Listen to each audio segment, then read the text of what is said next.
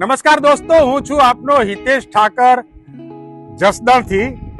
એક ઘણી વખત એવું આમ મનમાં ગૌરવ થાય, મનમાં એક અભિમાન થાય, મનમાં આપના પોતાના ઉપર એક ગર્વ થાય, એ બાબતની વાત લઈને આવું છું કે એક એવી ઓઇલ મિલ છે કે જ્યાં તેલ બને છે, આમ શુદ્ધ તેલ.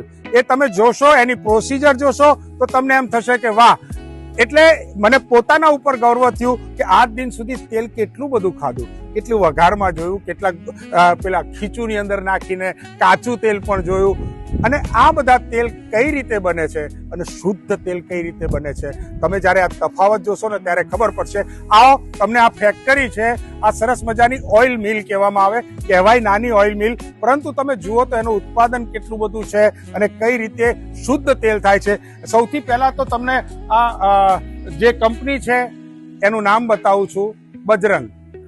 બજરંગ તેલની વાત છે. આ બજરંગ મિની ઓઇલ મિલનું છે બજરંગ તેલ.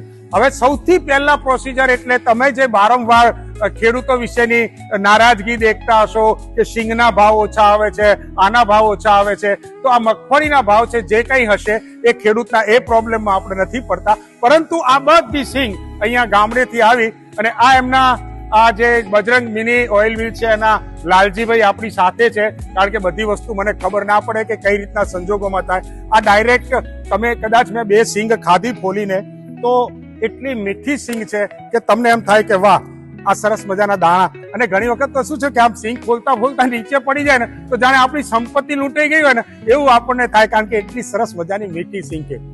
આ સિંગ છે, આ બધી ભેગી કરી અને અહીંથી ક્યાં જાય? હવે ઓપનરમાં કઈ રીતે જાય એ તમને બતાવું. આ જે સિંગ છે આ અહીંયા ઠલવાય, સારી સારી સિંગ, મસ્ત દાણા છે, પછી આખી થેલી ભરીને લઈ જવાનો છું. આ ઓપનરમાં આવે, આ ઓપનરમાંથી પીલાઈને સિંગ છૂટી પડે. આ સિંગ અહીંથી ઓપનરમાં જાય છે. ઓપનરમાંથી છૂટે પડ્યા પછી આવી રીતના આપણે ફોલીને, આ તો સીધે સીધે જ દાણા. હવે આ દાણા પછી લાલજીભાઈ જોડે રહો.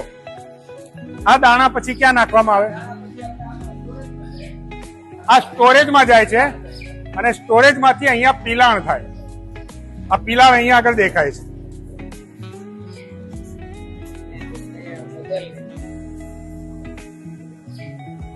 અને આ પીલાણ જે થાય છે એની અંદરથી આ નીકળે છે, એને શું કહેવાય?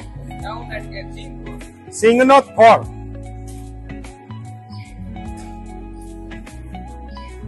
આ સિંગનો થોર છે. મેં ખાધો પણ ખરો અને તમને બતાવું પણ ખરો કે આ જે સિંગનો થોર નીકળે ને એટલો સ્વાદિષ્ટ હોય, એનો પ્રોટીન કહેવાય, અને પ્યોર પ્રોટીન. એટલે જ કહું છું ને કે ઇન્ફ્લુએન્સર હોવાનું એક ગર્વ થાય, એક અભિમાન થાય. આ થોર નીકળ્યો. હવે અહીંથી આ લૂઝ તેલ, કાચું તેલ.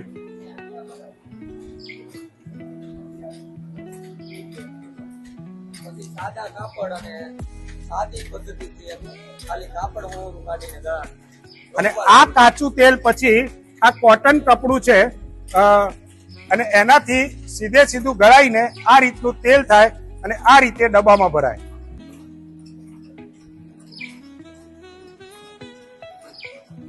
એટલે આ 15 kg નો ડબ્બો તેલનો તમારો ખાવા માટે તૈયાર. આ એમના બીજા પાર્ટનર છે.